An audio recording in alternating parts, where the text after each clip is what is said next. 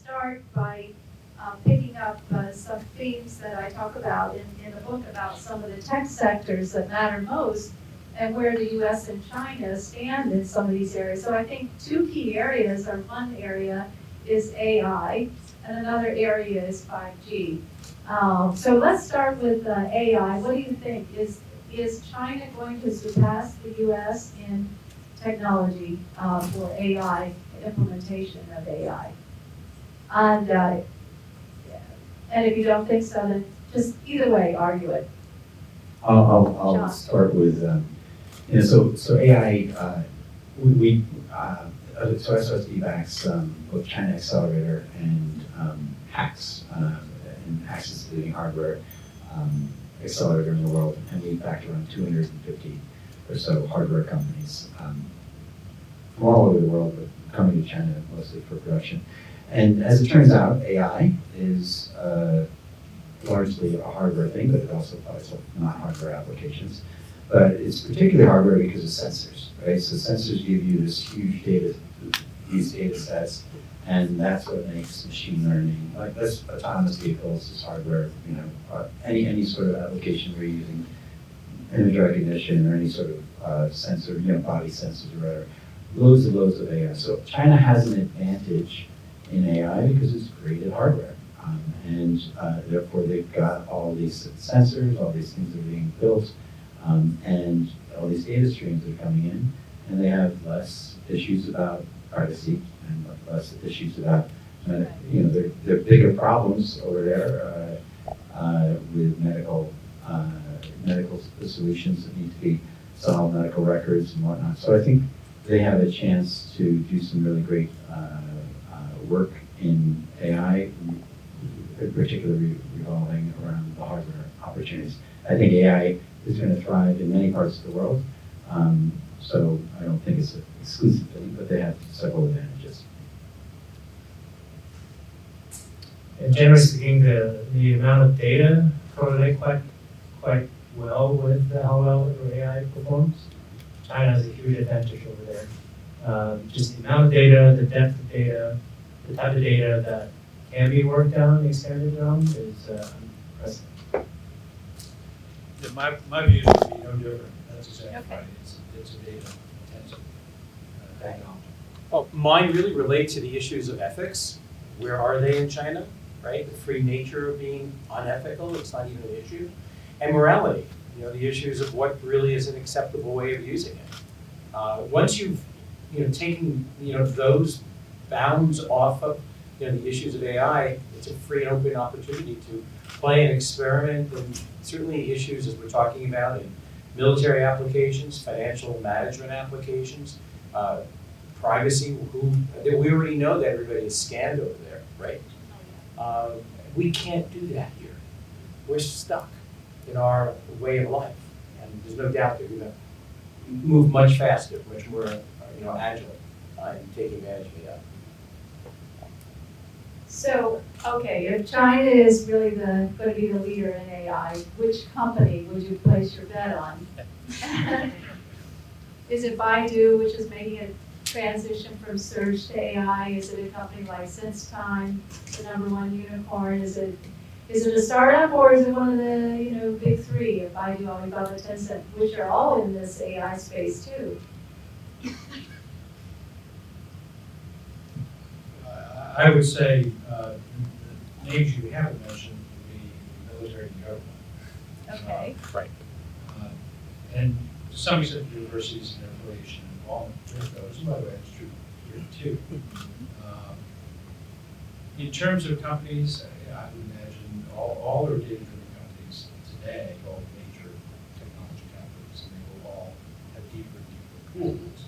An obvious delta is that there's 5x, 4x the population units that would apply over time, a 3 to 4.5x delta in all the devices and durables and so forth. That said, while the data stores are incredibly important today, and any scientist will tell you that it's not the algorithms, it's the data which is actually the case, and in terms of what makes things better as it's improving, there will likely reach a point where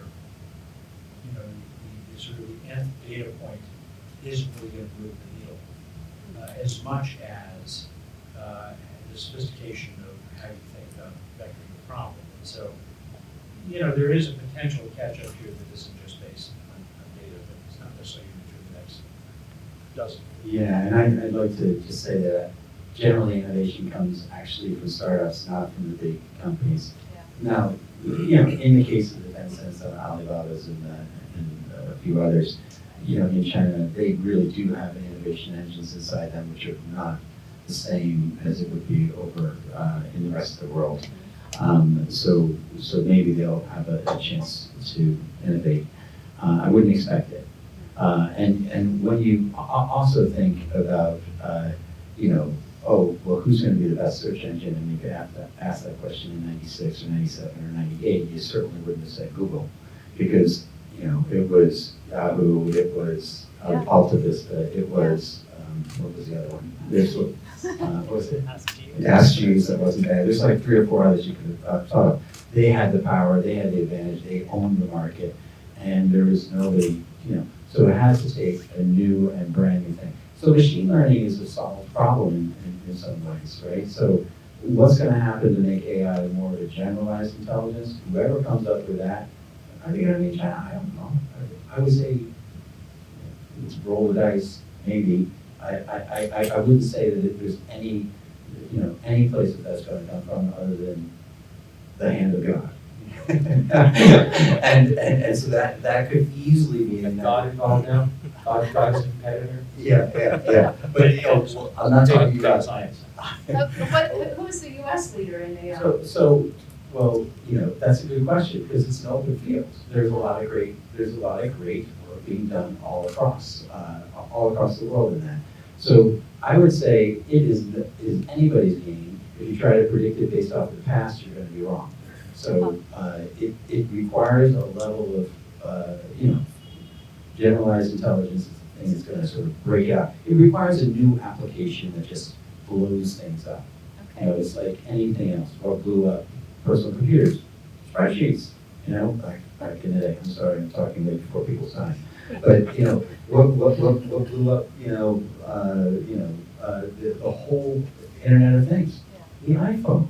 The iPhone is what enabled the electronics to be so damn cheap and so damn small and accurate, and sensors and everything else built into it. So what's going to come along that makes AI interesting? It hasn't come yet, actually. It's happening in loads of fields in industrialized application. We invest in a lot of AI. 60% of the hardware companies that we invest in are really AI companies. They're not really hardware companies. But that said, I think something new is going to have to happen that hasn't happened yet. I'm waiting for it. Okay. Let's switch to biotech, because we do have an expert on this panel on biotech.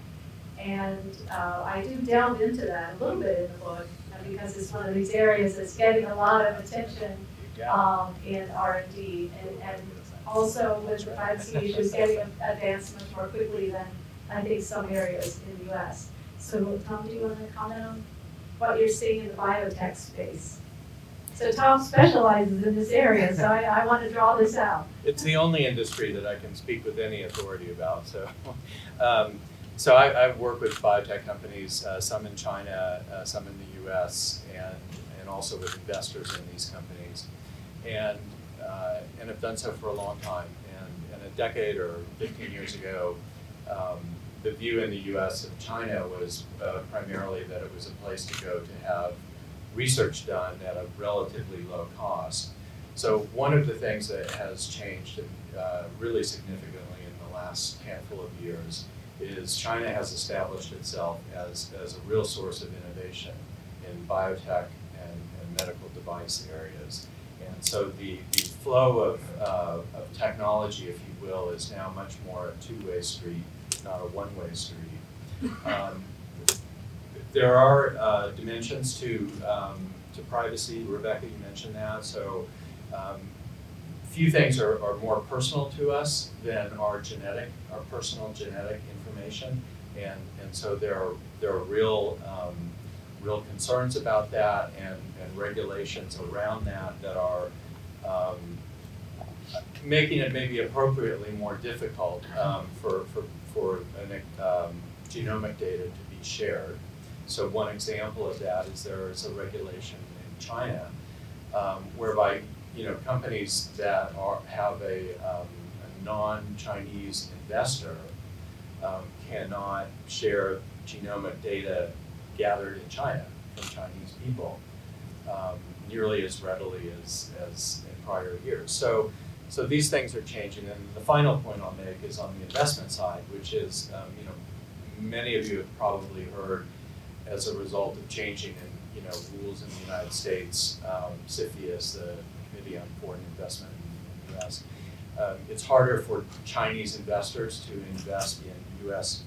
companies, technology companies, particularly ones with quote-unquote critical technologies, and that has unquestionably slowed the flow of investment capital from China into the U.S. in the biotech and medical device space. Yeah. Oh yeah, it's a dramatic drop, particularly last year. And the China tech investment has gone into some of the leading brands here in the U.S., tech brands in the U.S., Uber, Lyft, Magically, Tesla, and all that's stopped now. All these trophy deals have stopped, if you want to call them trophy deals. They've stopped now, and the Chinese buyers have become much more strategic and smaller deals and minority stakes. And so it's been a big shift. And I think I'm also seeing this from the Silicon Valley perspective too, where I'm seeing startups that were dependent upon China capital now struggling to get that capital. I'm wondering if any of you have seen that here in the deals, in the startups that you're working with. Were they ever reliant on China capital? If so, how has it impacted them? Are startups today more hesitant to go into China because of these risks? Glad you asked. So I have a glimmer of hope. The H word, right? Hope. I invested in a company, my son's company. He makes peel-away sheets for people who need to quickly change their sheets, and they're biodegradable. And I went to China with him to find the manufacturers. Spent a lot of time there, driving, taking the trains, etc. Everywhere we went, we were warmly embraced and supported. Well, okay. I wondered, we said, gee, this is going to continue. My son's flying over tomorrow. They have a green initiative, a huge green initiative. They're paying for everything. They set him up. He's making sheets, peel-away sheets, which are biodegradable. They're setting him up in a special location under a special program where they're doing this, they said to him, because I didn't believe this, for PR. They want American startups to know that they're not going to steal their tech. They're not going to steal their innovations. And they actually wrote it down for him. Not that that's going to matter, or the law, whatever that may be in China. But he's flying over tomorrow to set it up. They're paying for everything.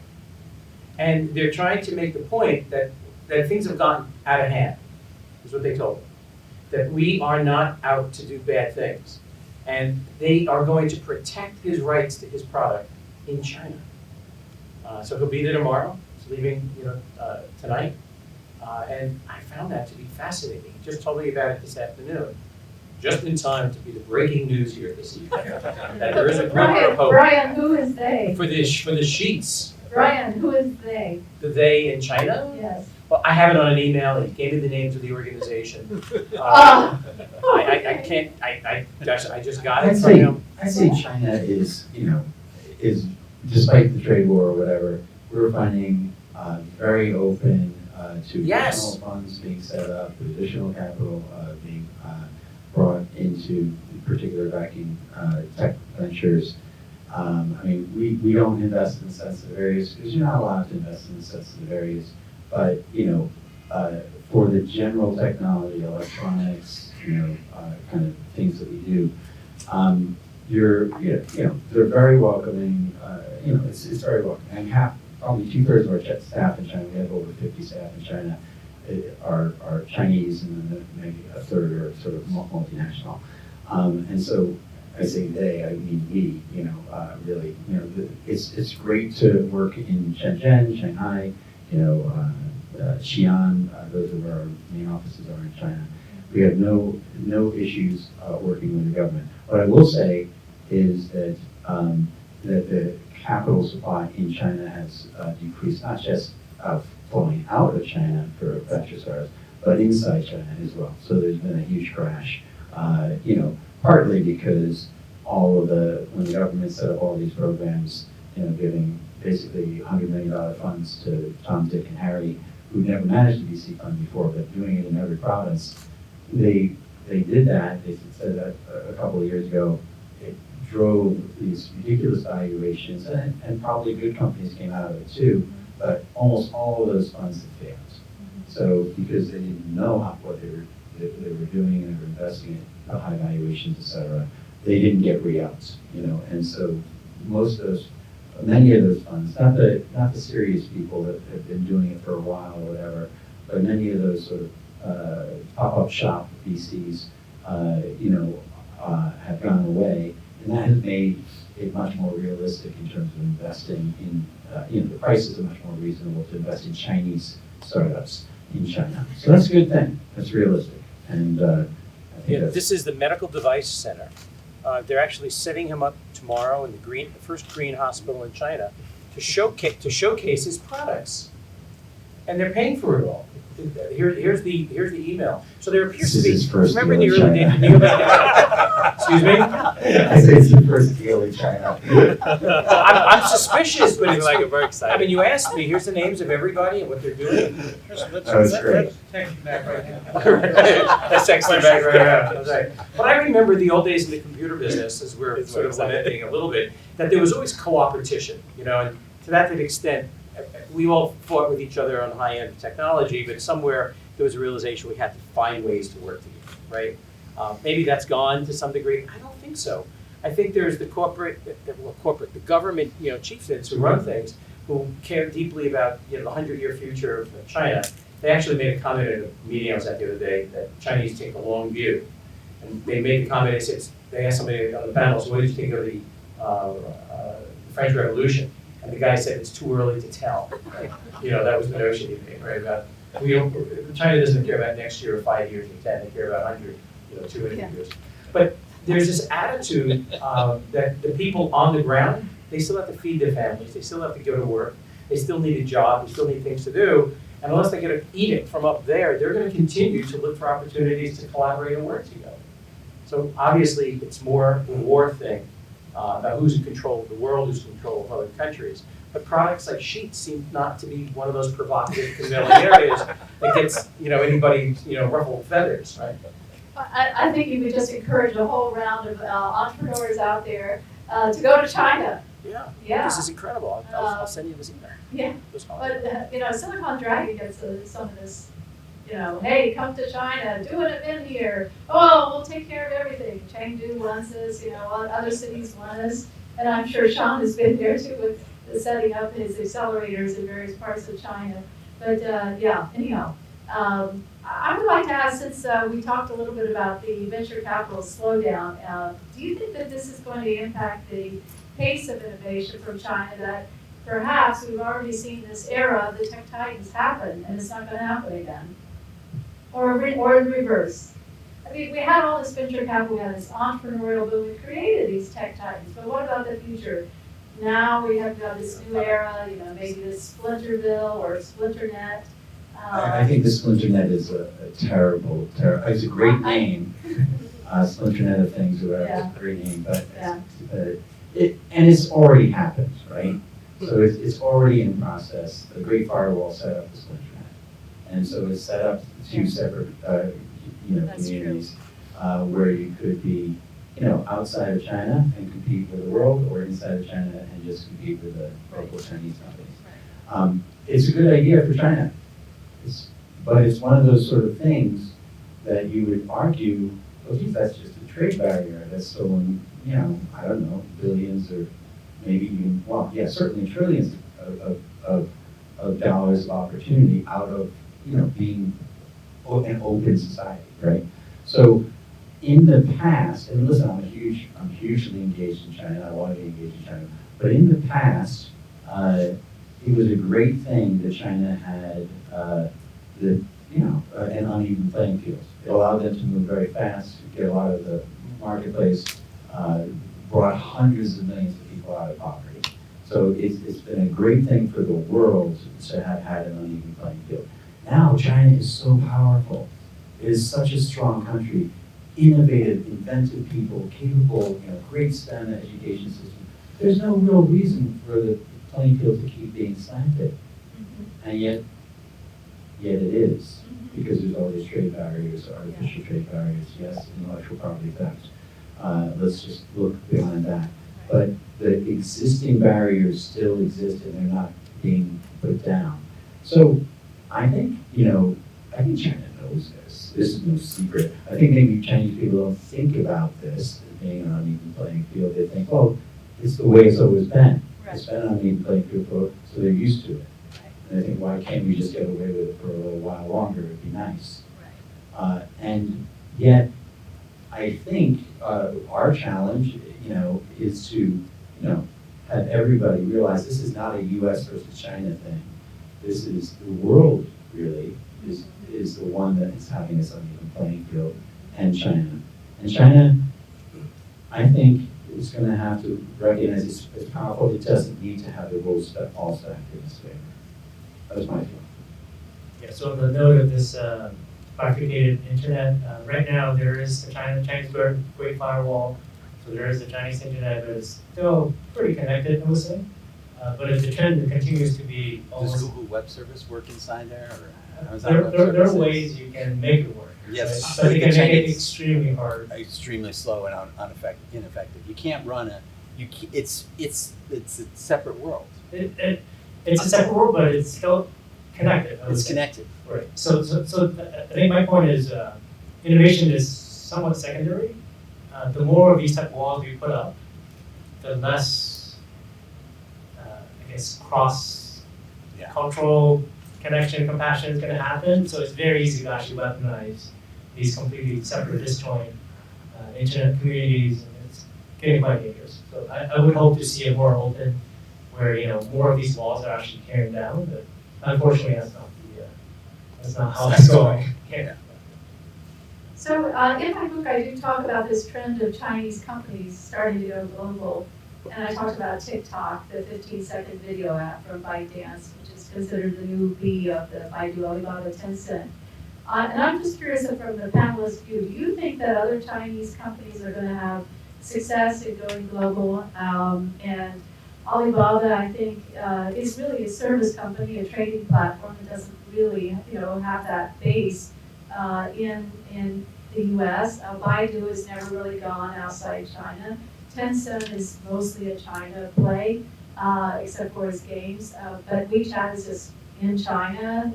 WeChat Pay is in China. Electric vehicles is another area that I write about, and I think we're starting to see some companies coming up like NIO that might have an international appeal if they can get their finances together.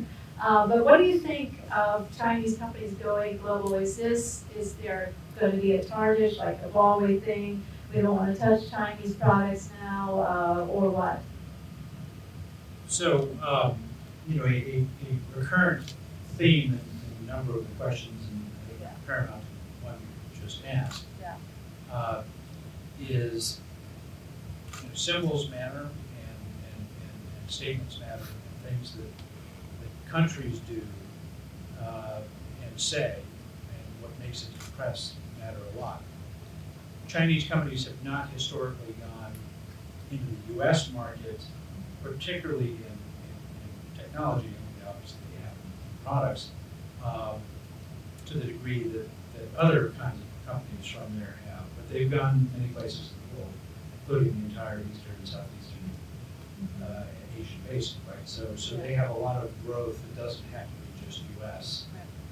And they haven't been prevented as much in Europe. Of course, they have a lot happening in the continent of Africa and other places in the world. So, but if the point is America versus China, which is really the crux of most of this conversation, a couple of data points. When I said before that symbols matter, indicators matter. the danger to me, and the pessimism in the room today versus what almost every other year at this conference, it's we hear statements from our media, people there hear statements from their media. It gives you pause. I can tell you that on the boards that I sit on, which are almost all U.S. companies, there is a reticence, no matter how well they are doing, to meet with Chinese backers that 2, 3, 4 years ago they would have immediately wanted to meet with. Not because of anything about them, but because there's this overall sense that what if the rug is pulled out, or it goes away at some point, or we get, even if it's like an e-commerce company, what if we can't?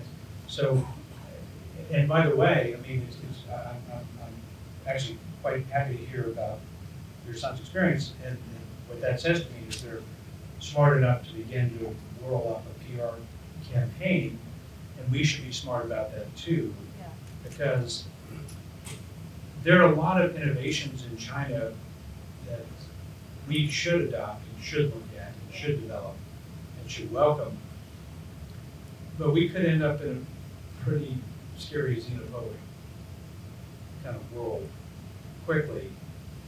And as you look through history, it has never not been true that when you have two world powers or state powers or regional powers, which of course we have regional powers for history, it wasn't always in both of their interests to cooperate. And it's measured in the fullness of dozens of generations. That historically turns out to be the case.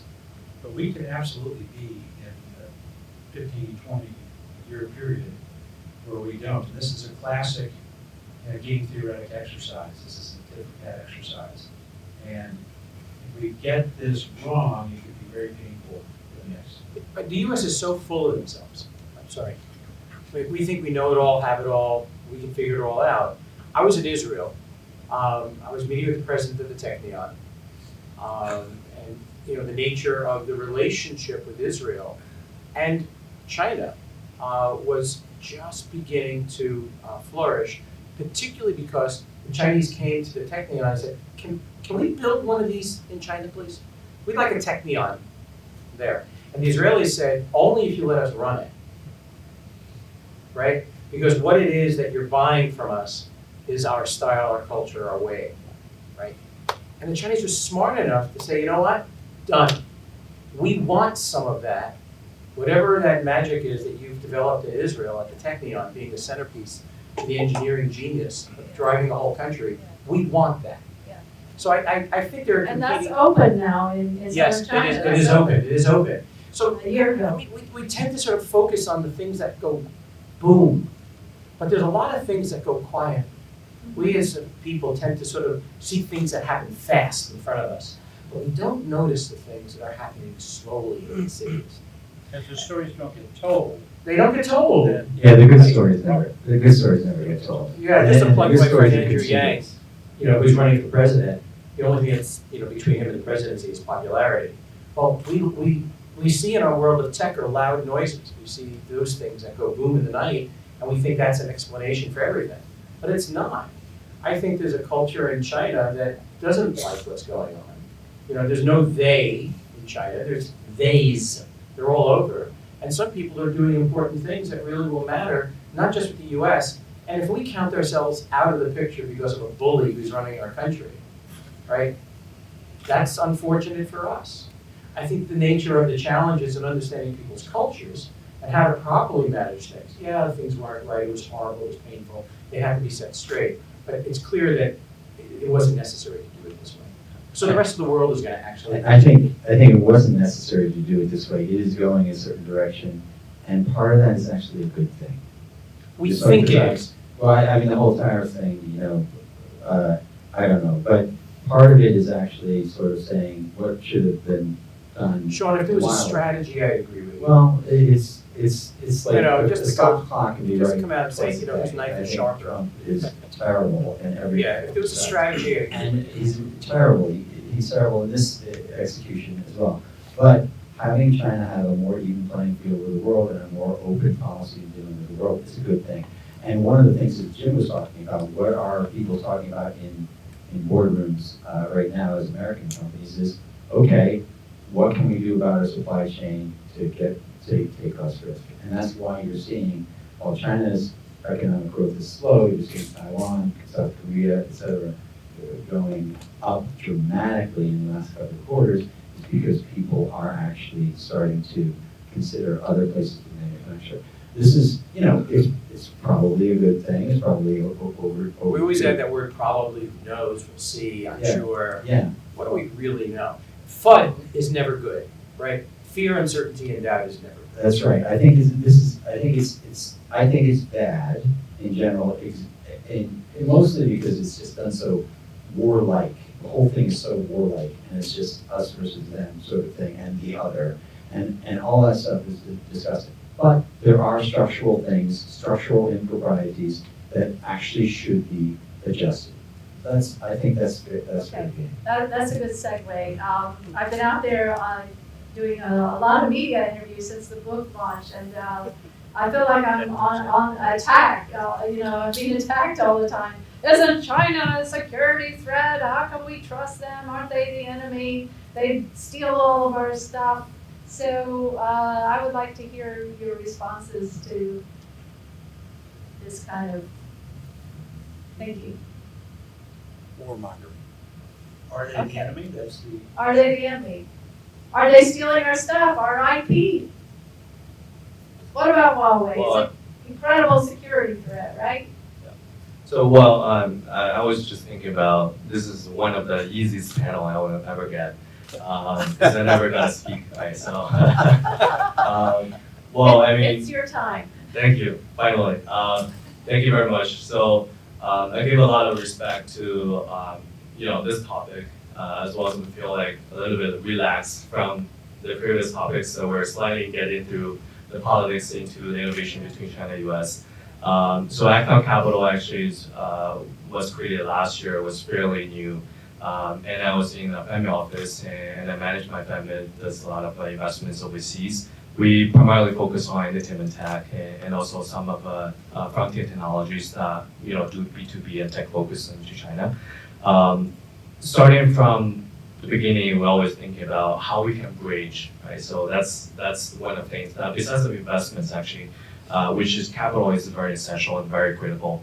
But all the way through is what value you can add to the founders from the globe that, you know, exploring the China market, which is huge, right? So you talk about AI, you talk about 5G.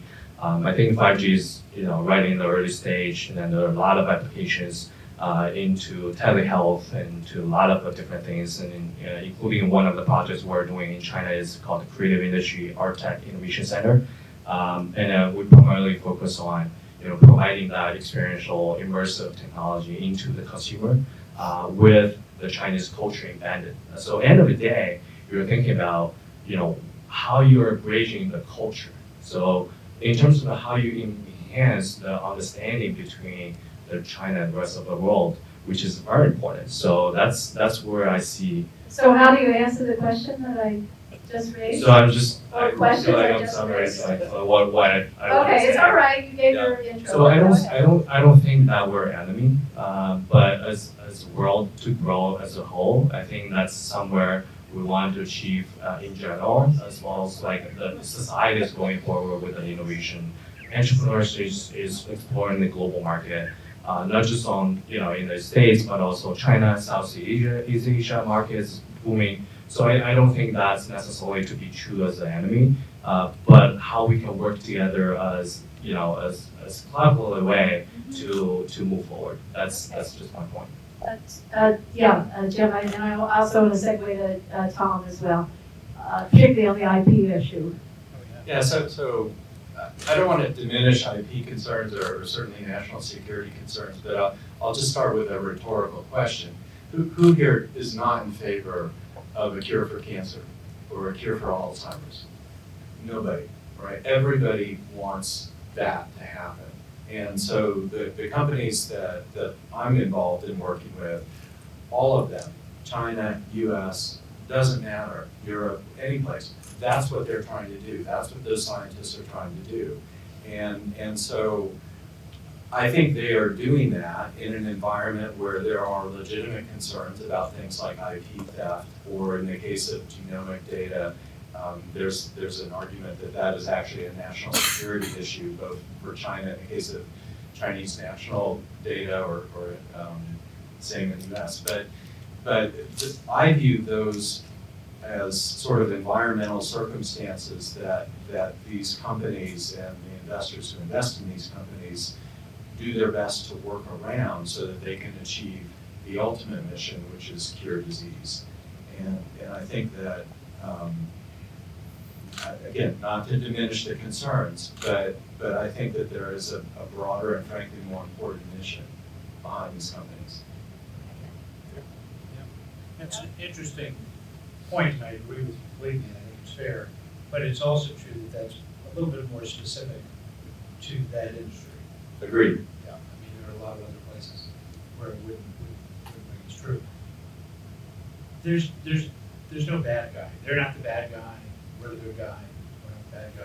We're the good guy. China is promoting China's self-interest.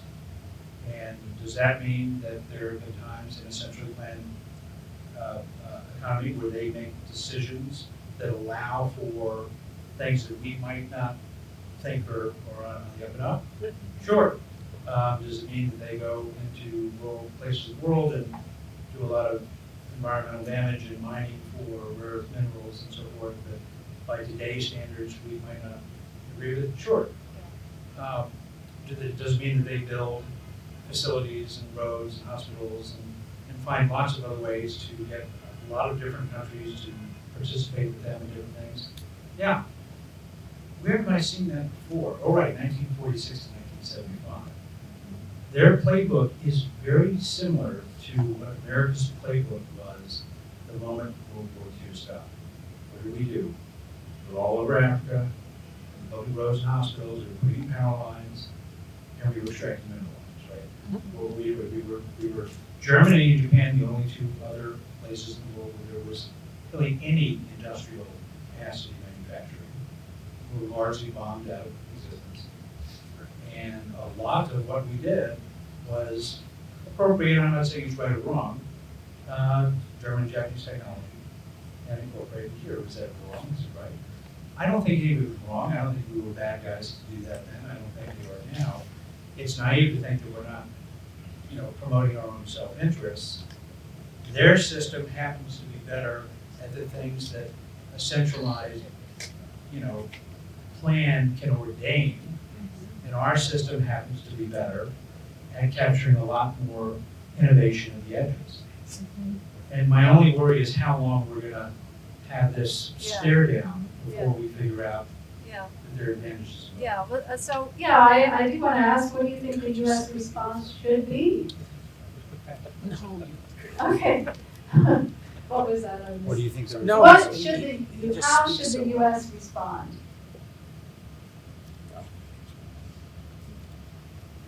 New president? Are we pushing China? Are we pushing China into a corner? Yes, we are pushing China into a corner. China is pushing the world into a corner, not just the United States, and has been for a while. And I think we're just sort of waking up to it. As other panelists said much earlier about this, I do think that's a real thing. But listen, I totally agree with the panelist Thomas Duley at the end. Duley, sorry. Can't read my eyes so big. There are much more difficult problems to be solved in the world than just between nation states. The problems that we all have to solve: global warming. My mom died of Alzheimer's. My son has autism. There are real challenges that we actually should be front page news. How are we curing this? The things that are really killing us. It's not even the terrorists. It's not even as much as we complain about all the crazy gun laws that there are in the United States. The number of people being killed senselessly in the United States by guns is only 100, 200 people a day or something. It's nothing compared to our food supply. You know, our food supply is killing thousands of us a day because of obesity, because of diabetes, because of heart conditions, et cetera. And, you know, so how can we fix the major problems? I think we're focusing on the wrong problems like we always do. It's always opposition, us versus them, the other, et cetera. I think a great grand challenge, you know, like, why are we, you know, I liked Kennedy, he said, oh, let's go to the moon. Of course, we got involved with Vietnam at the same time, same decade, unfortunately. But let's go to the moon. That was great. That was an advancement for all of humanity. Why don't we, you know, solve some of these great challenges that we all have, and then join with China in solving these great challenges. Join up hand in hand, shoulder to shoulder, because these are the problems the world needs to address more than just all these hatred and invective spitting sort of. I was horrified to hear of the accusation that the State Department is saying, oh, we can't trust them because they're not white-skinned. Now that's an appointee. That's not the State Department that I know that I used to work with. But that may have happened, Pompeo or whatever, the State Department. I'm horrified by that, you know, that anyone could say that in this day and age. But, you know, that's the wrong kind of thinking. Those people hopefully will die off very soon. That's the only thing I will say. Our current president is late 70s. You know, his way of thinking is hopefully going to die off. It's amazing, he doesn't get sick at all. Yeah, he never gets sick. He never gets sick. Eats terribly. I know, what's his secret? I don't know, so I'm just curious, you know, your previous panelist was asking a show of hands. After everything we said, who's optimistic about the world? You know, we've had a lot of Who's idealists here pessimistic? All right, I'm mostly optimistic. tonight. What about you, Brian? Oh, I'm an optimist because I think human nature just wants to, you know, have a good life with your families and children, and it's up to the women, frankly, of the world to put their foot down to make sure good things happen. I think the world is run by women. Wars end because they say we've had enough death among our men and among our sons. I think there are practical rationales to human nature that we'll get to a certain point and say enough is enough already. We know that Trump actually won because educated white women voted for him, right? That's unbelievable. Unbelievable. So Okay. this year, any educated white women, any women, anywhere. But to be kind of back to the Back to the. back to the VC. Circling back. Yes, thank you. Right. We're actually seeing a lot of female founders, and we're funding quite a few. So for HBS Angels, we're one of the larger angel group here. We did not as big as New York Angels as check size was. So about 300 members, funded about 21 companies last year. Around every 17 days we did or so people a check. But we started to see a lot more female founded companies. How many? What percent? I'm gonna give you the wrong number, but probably, yeah. I would say 20%, probably more. So SOSV, we funded 150 new startups last year, and it's 38% female founders. But we're heavier in life sciences. IndieBio is also one of our partners.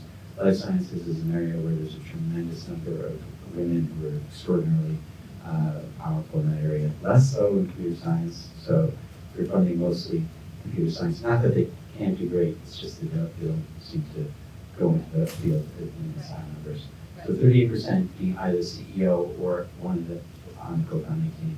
And we were ranked number 2 or number 3 most active in the percentage-wise. Here. If you What the top 100. percentage of your deals are in China? The percentage of deals that have a piece in China, I mean, in fact, a lot of companies that come from elsewhere go into China and then do their manufacturing Yeah. in China or whatever. Yeah. Some of the deals is probably on the order of 35% or something. Okay.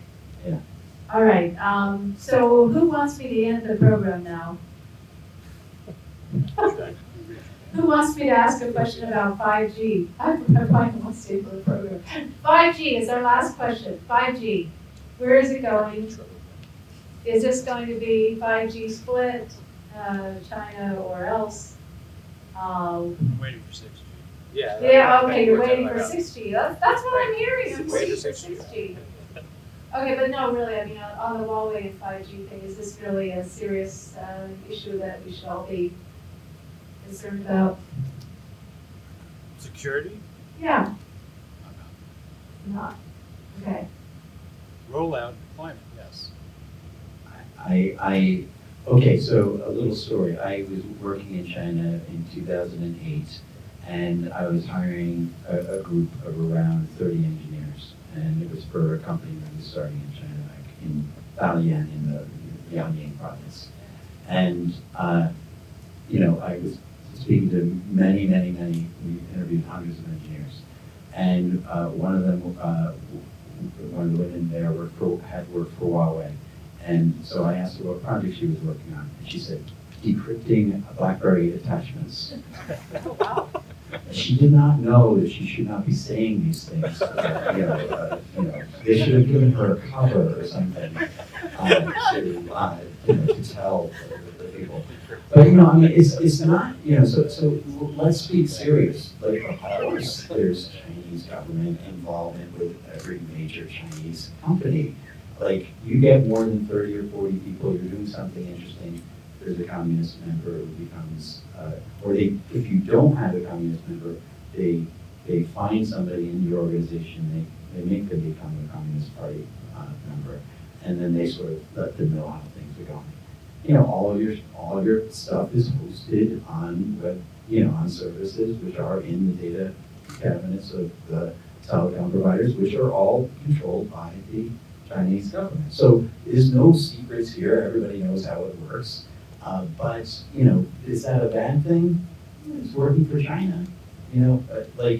I don't see, I don't see it making sense necessarily for other countries to implement Huawei technology in their infrastructure necessarily. But it works for China, and China's a very big market. If Huawei just owned the Chinese market, it's kind of good enough. So but that comes into the solution of things, argument that you were talking about before. But it's really up to countries whether or not how much they really want to trust Chinese companies. Most Chinese companies completely trustworthy, but on the crown jewels and data communications, it would be kind of interesting if people sort of took a step back and said, maybe that's one thing we don't want to necessarily give that away. So I think it's a natural tendency to not do that. And I don't know, I don't have any insight to what they actually have in their back doors and everything else, but who knows? Did you keep up with your friend? We hired her. She was a spectacular engineer, and she worked for us for several years. I don't know where she is now, but anyway. So you think that the US is right in keeping Huawei out? It's beyond, as somebody said earlier, it's beyond my pay grade. Okay. But I think it's a natural thing to have concerns about. It's a natural thing to have concerns about. I think probably there are people who, let's separate something here as well. There are Chinese people and there's the Chinese government. If you ask how many the Chinese people really trust the Chinese government, you'll get different answers.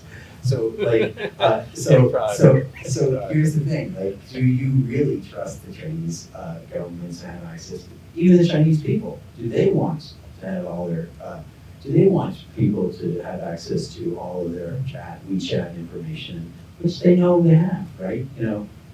That's all known. I don't know. We know in America, it's the worst thing to follow up on saying this, but we know in America, when I saw Google was fined $147 million because they were checking on the data for children, I went, what? That's wrong. What? Maybe they weren't supposed to? I mean, we have challenges here relative to our own sense of propriety and privacy and issues like that. You always need to sort of deflect the bad person by saying, well, we're just as bad here, because then it sounds like, oh my God, McCarthyism is happening, right? Supporting China. But I'm not. I think human nature is just devious and problematic. we'll sort of figure out the technology, because it's ahead of a lot of our emotions, it's ahead of a lot of our ethics. And it'll find its good solid place sometime in the future, I still